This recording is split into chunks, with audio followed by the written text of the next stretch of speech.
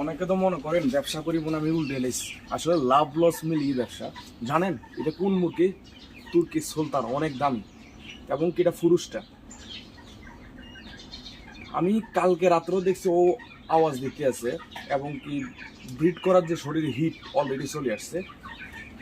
File ফেতর দেখছেন কি পরিমাণ, শরীর এখনো গরম। এখন ঠিক ভোর সকালবেলা। মানে কি বলবো, যে যারা ভাবেন যে আসলে মনে হয় সেক্টরটা ভিতরে লাভ দিব না, উল্টে এলা টাকা আর টাকা। এই টাকার প্রমাণ আজকে দিলাম। অলরেডি মালটা নিয়ে কথা চলতে আছে। একটা মেল, দুটা ফিমেল, 18,000 টাকা সেট। বুঝতে পারছেন? হোয়াইট তুর্কি সুলতান, একটা পুরুষ, দুটা মহিলা, 18,000 টাকা সেট, দামাদামি কথা চলতে আছে। আর এই 18,000 টাকার মাল প্রতি পিস 6,000 টাকা করে পড়ছে। 6,000 টাকা এইভাবে শেষ। বুঝতে পারছেন? আসলে কি বলবো, মানে মানিয়েও নিতে হয়।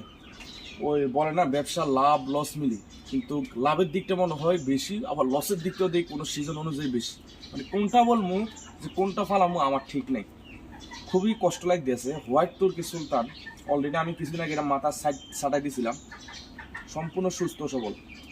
কিন্তু আজকে হঠাৎ দেখতে আসি সকালবেলা শেষ।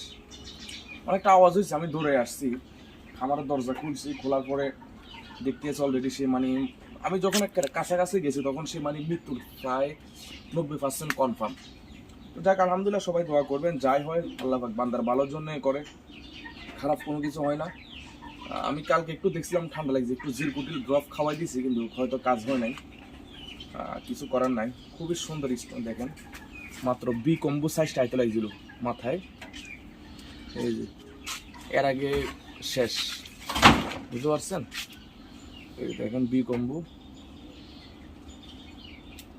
তুর্কি, একবার অরিজিনাল তুর্কি। যেটা একটা তো ইন্ডিয়ান, এটা কিন্তু অরিজিনাল তুরস্ক একটা তুর্কি বি কম্বু। আজকে শেষ হয়ে গেল। এই হলো অবস্থা।